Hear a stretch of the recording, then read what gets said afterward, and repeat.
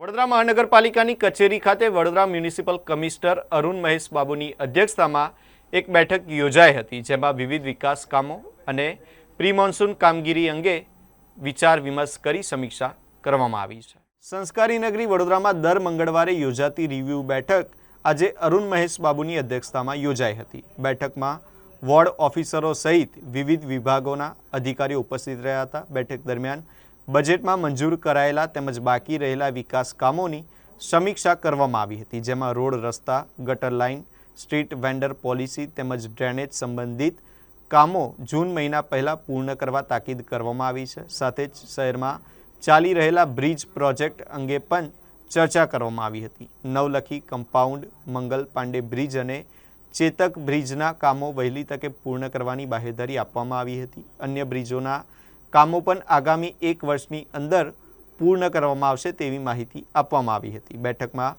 Pre monsoon કામગીરીને લઈને road અને પાણી વિભાગના અધિકારીઓ સાથે ખાસ ચર્ચા કરવામાં આવી હતી। ઉપરાંત વિશ્વામિત્રી કિનારે ચાલી રહેલી ગેબિયન વોલની કામગીરીની સમીક્ષા પણ કરવામાં આવી હતી। સાથે જ સુરસાગર ખાતે મહાઆરતી આયોજન, માંડવી વિસ્તારમાં ટેકનિકલ કારણોસર વિલંબિત કામો તથા સૂર્યનારાયણ મંદિર અને લાલ કોર્ટ જેવી હેરિટેજ બિલ્ડિંગના કામો અંગે પણ ચર્ચા કરવામાં આવી હતી। સૌથી પહેલાં આજના જે રિવ્યૂ મિટિંગ છે, અમે જે ગયેલા પીએમ ફંક્શન હતી અને પીએમ રોડ શો હતો, એમાં જે પણ ટીમો જે કામગીરી કર્યા છે બધાને અમે આજે અભિનંદન પણ પાઠવ્યા। સાથે સાથે આજે અમારા સાથે ટીમ મેમ્બર તરીકે નવા ડેપ્યુટી મ્યુનિસિપલ કમિશનર અક્ષય આપણા સાથે જોઈન કર્યા છે, એમને પણ વેલકમ કરીને આજનો કાર્યક્રમની શરૂઆત કરી છે। આપ જાણો છો કે અત્યારે સ્વચ્છ સર્વેક્ષણ ઉપર અત્યારે ભાર મૂકીને સ્વચ્છતાની ઉપર નંબર 1 પ્રાયોરિટી આપણે આપી છે। એટલે આવતીકાલે કદાચ વન ડે વન રોડનું એક સાઉથ ઝોનમાં પણ અમે કરવાનું પ્લાનિંગ કરી રહ્યા છીએ। આવનારા દિવસોમાં ગોત્રી તળાવને પણ એક સફાઈ ઝુંબેશ અમે લેવાના છે, કારણ કે ઘણા દિવસોથી એનું પણ ગંદકી અત્યારે વધી રહ્યા છે, એટલે વેસ્ટ ઝોનને પણ કીધું છે, એનું પ્લાનિંગ કરવા માટે કીધું છે। સેકન્ડ, વિશ્વામિત્રી નદીમાં જે નવલાવાલા કમિટી અને સાહેબ જોડે મિટિંગ ગયા અઠવાડિયે થઈ છે, એના આધારે વિશ્વામિત્રીમાં જે ગયા વર્ષ રેજ્યુનેશન અને ડિસિલ્ટિંગનું કામ કરી છે, એના પછીનું અત્યારે પ્રતાપપુરા રિઝર્વાયર અને આજવામાં જે હોલ્ડિંગ કેપેસિટી વધારવાનું છે, એ કામગીરી અત્યારે શરૂ કરી દેવા માટે નક્કી કર્યું છે અને ટૂંકા સમયમાં એ શરૂ કરવાના છે।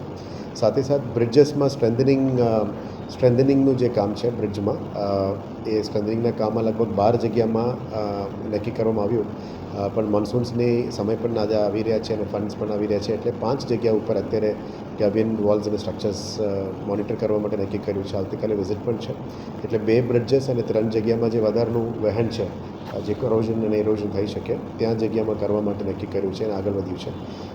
જે માનનીય નવલાવાલા કમિટી અંતર્ગત જે માર્ગદર્શન હેઠળ કામ ચાલુ કર્યું છે, એમાં સેન્ટ્રલ વોટર કમિશનને પણ અમે ઇન્વોલ્વ કર્યા છે, જેથી કરીને એમની માર્ગદર્શન વોટર હોલ્ડિંગ કેપેસિટી અને વોટર ફ્લોને પણ કેવી રીતે આગળ લઈ જવું એમને લેવાના છે। અને આવનારા દિવસોમાં જેરી, જે Gujarat environment engineering research institute છે, એમને પણ સાથે રાખવાના છે કે જે પણ ડિઝાઇન્સ છે, જે પણ મોનિટરિંગ છે, થર્ડ પાર્ટી ઇન્સ્પેક્શન અને મોનિટરિંગ તરીકે આપણે એક સ્ટાન્ડર્ડ ગવર્મેન્ટ ઇન્સ્ટિટ્યૂટ પણ જોઈએ। So this has been included, એટલે આવનારા દિવસોમાં ગેરી અને વોટર કમિશન પણ આપણા કામ મોનિટર કરશે। અને ગયા વર્ષે આપ જાણો છો કે આઈઆઈટી રૂડકીની ટીમ આવી હતી, એમને પણ ફરી બોલાવવાના છે, એટલે વિશ્વામિત્રી મેનેજમેન્ટમાં જે પણ સજેશન્સ એને લેવાના છે એ પણ અમે લઈશું। અને વિશ્વામિત્રીમાં જે પરમનન્ટ સોલ્યુશન માટે જે ઉપરવાસમાં જે ડાયવર્શન કેનાલ છે, એના માટે પણ લેન્ડ એક્વિઝિશન અને ડાયવર્શન કેનાલ માટે રાજ્ય સરકારમાં અમે પ્રપોઝલ મોકલી રહ્યા છે, જેથી કરીને લોંગ ટર્મ સોલ્યુશન અને વન ટાઈમ સોલ્યુશન થઈ શકે એમ છે અને એ કરવાનું છે। એક જીઆઈડીસીનું એક વચ્ચેનું જમીન આવે છે, એ પણ જીઆઈડીસી સાથે પણ વાત કરી છે। સો ઓન ધ કોન્ટ્રરી અમને સારું સહયોગ પણ મળી છે, એટલે વોટર હોલ્ડિંગ કેપેસિટી સાથે સાથ ડાયવર્ઝન માટે પણ જે પણ પગલાઓ લેવાના છે એ પણ લઈશું।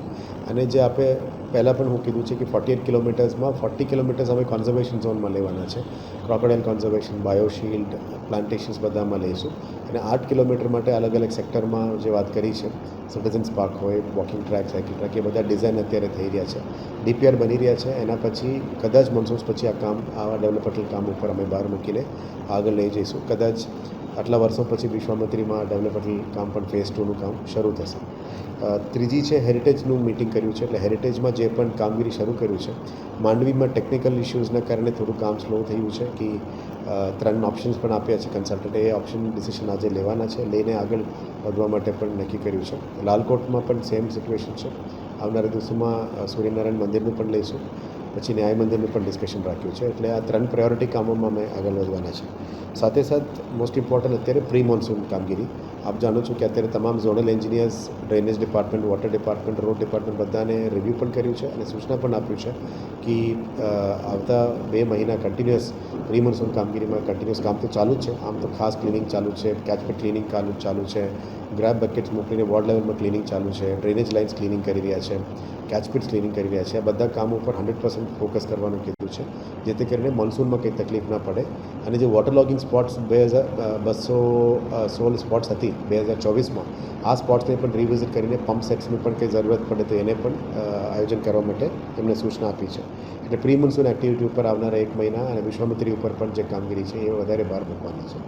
ડેવલપમેન્ટલ કામોની વાત કરીએ તો મેજર પ્રોજેક્ટ જે અમે બજેટમાં અનાઉન્સ કર્યા છે, આ તમામ કામોને બજેટમાં જે અનાઉન્સ કર્યા છે આ બધા કામમાં એસ્ટિમેટ ટેન્ડરિંગ કામ શરૂ કરવાનું કીધું છે. સ્વર્ણિમ અને અમૃત અંતર્ગત રોડ, ડ્રેનેજ, પાણીનું પણ કામગીરી શરૂ કરવાના છે. એટલે ટૂંકા સમયમાં આ બધું ઉપર ફોકસ રહેશે. સાથે સાથ અત્યારે જો 125 MLDનું પુશિંગનું લાઇન છે, કાલે વિઝિટ પણ કરવાના છે. એ ક્યાં અટક્યું છે, કયા કારણે પેન્ડિંગ છે, એને પણ વેગ આપવા માટે કાલે અમારું ફિલ્ડ વિઝિટ રાખ્યું છે. સ્મશાનોમાં જે પણ પીપીપીમાં અથવા પાવરગ્રીડનું ચાલતી પણ કોન્ટ્રીબ્યુશન હતી એ કામગીરી ફાસ્ટ પુશ કરવા માટે પણ કીધું છે. આવનારા દિવસોમાં ફાયરની સ્ટાફમાં પણ જે એડમિનિસ્ટ્રેટિવ સેક્ટરમાં 16 ફાયર સ્ટેશન્સ છે એની બાંધકામ ચાલી રહ્યા છે, અમુક એસ્ટિમેટ લેવલમાં છે. સાથે સાથે રિક્રુટમેન્ટમાં પણ ઉપર હવે વધારે બહાર મૂકીશું અને નવા જે કેપેસિટી વધારવાની છે ન્યૂલી ડેવલપ્ડ એરિયાઝ એમાં પણ વધારે બહાર મૂકીશું. જે કન્વેન્શન સેન્ટરની જાહેરાત હતી એ કન્વેન્શન સેન્ટરને પણ આગળ લઈ જવા માટે ધીરે ધીરે અમે પ્લાનિંગ કરી રહ્યા છે. સુરસાગર આરતીમાં પણ જે જાહેરાત કરી છે ટુરિઝમ ડિપાર્ટમેન્ટ સાથે ઓલમોસ્ટ ફાઇનલ થઈ ગયું છે. આવતા અઠવાડિયામાં ત્યાં મિટિંગ છે એટલે એને આગળ લઈ જવા માટે પણ અમે વેગ આપીશું. સાથે સાથ કમાટીબાગ એમ્ફી થિયેટરમાં પણ જે દર મહિને અત્યારે ડિમાન્ડ પણ વધી રહ્યા છે લોકોની, એટલે ત્યાં પરમનન્ટ લાઇટ સાઉન્ડ સિસ્ટમ્સ પણ કરવાની નક્કી કર્યું છે. અને વધારે આઈજીએનસી અને હેરિટેજ સેલને ઇન્વોલ્વ કરીને કલ્ચરલ પ્રમોશન એક્ટિવિટીઝ જે પણ માંગણી કરે છે એને પણ આગળ લઈ જવાનું કાર્ય કર્યું છે. પાર્કિંગનું ખાસ કરીને આપ જાણો છો કે અત્યારે બોલીવાર્ડ્સ અમારું ફૂટપાથમાં લગાવવાનું શરૂ થઈ ગયું છે. એટલે પાર્કિંગ પોલિસીને વેગ આપતા અમારી 100 પાર્કિંગ પ્લોટ્સમાં 50 પાર્કિંગ પ્લોટ અત્યારે ફ્રી પાર્કિંગમાં આપ્યું છે. 14 પાર્કિંગ પ્લોટ્સ અત્યારે અમે પે એન્ડ પાર્કિંગમાં લીધેલા છે. આવનારા દિવસોમાં જે પણ બ્રિજેસની નીચે પાર્કિંગ સ્લોટ્સ અવેલેબલ છે ત્યાં પણ અમે પાર્કિંગ શરૂ કરીશું.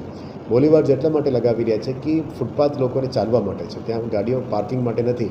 એટલે આવનારા દિવસોમાં મેસિવ સ્કેલમાં 18 મીટર પ્લસના મેજર રોડ્સ બધા રોડ્સમાં અમે બોલીવાર્ડ્સ નાખીશું, જેથી કરીને ઇલીગલ પાર્કિંગ ના થાય.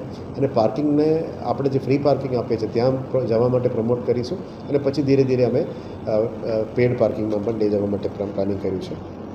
ટાઉન વેન્ડિંગ કમિટીનું પણ ગઈકાલે અમે ફાઇલ ક્લિયર કરી છે. એટલે પદાધિકારીઓ ચૂંટેલા પદાધિકારીઓ આવ્યા પછી ટાઉન વેન્ડિંગ કમિટીને પણ અમે એક્ટિવેટ કરીશું, જેથી કરીને સર્વે પણ GULM તરફથી પણ આપવામાં આવ્યું છે. એટલે જેટલા સ્ટ્રીટ વેન્ડર્સ છે એમને ફરી સર્વે કરવાના છે, એમને આઈડી કાર્ડ આપવાના છે અને આઈડી કાર્ડ આપ્યા પછી તમામ કાયદાઓ જે સ્ટ્રીટ વેન્ડિંગ પોલિસી અંતર્ગત અને ટાઉન વેન્ડિંગ કમિટી જાહેર કરશે કે કયા એરિયાઝમાં આપણે સ્ટ્રીટ વેન્ડિંગ અલાઉડ છે, કયા એરિયાઝમાં પ્લોટ્સમાં અલાઉડ છે, કયા રોડ્સમાં અલાઉડ છે. એટલે સ્ટ્રીટ વેન્ડિંગ ઝોન્સ અને હોકિંગ ઝોન્સ પણ અમે ડિક્લેર કરવાના છે. એટલે સિટીને ચોખ્ખું કરવા માટે આ પાર્કિંગ અને સ્ટ્રીટ વેન્ડિંગને રેગ્યુલરાઇઝ કરવાનું છે અને એમને ધંધોને પણ પ્રમોટ કરવા માટે અલગ રાત્રિ બજાર જેવા અલગ ઝોનમાં પણ એમને એરિયાઝ અમે એલોકેટ કરવાના છે. એક વેજીટેબલ માર્કેટ્સનું પણ અત્યારે કામગીરી આગળ લઈ જવા માટે આજે ડિસ્કશન છે, એ પણ લઈશું. સાથે સાથ આઇકોનિક બ્રિજ કમાટીબાગમાં આઇકોનિક ક્રોકોડાઇલ બ્રિજ અને ક્રોકોડાઇલ વ્યુઇંગ ઝોનનું પણ આજે રિવ્યૂ કર્યું છે, એને પણ આગળ લઈ જવાના છે.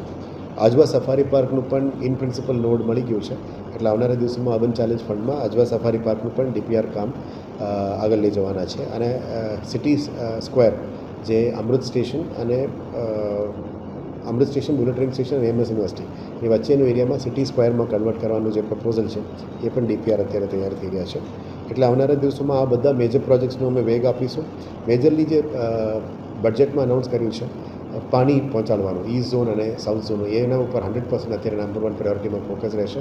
સ્વચ્છ સર્વેક્ષણનું સસ્તા ઉપર પણ ફોકસ રહેશે અને જે પણ ડ્રેનેજ લાઇન્સ નવી જોડવાના છે, નવા ઓલમોસ્ટ 30,000 મકાનોની નવું એપ્લિકેશન અમે ડ્રેનેજ લાઇન્સ જોડ્યા છે, એને પણ આવનારા દિવસોમાં આપ જાણો છો once upon a time fountain city જ કહેવાતી હતી બરોડા, એને એટલે તમામ ફાઉન્ટેન્સને અમે ચાલુ કરવાનું કામગીરી શરૂ કરી દીધી છે. અમે વિડીયોઝ પણ શેર કરીશું.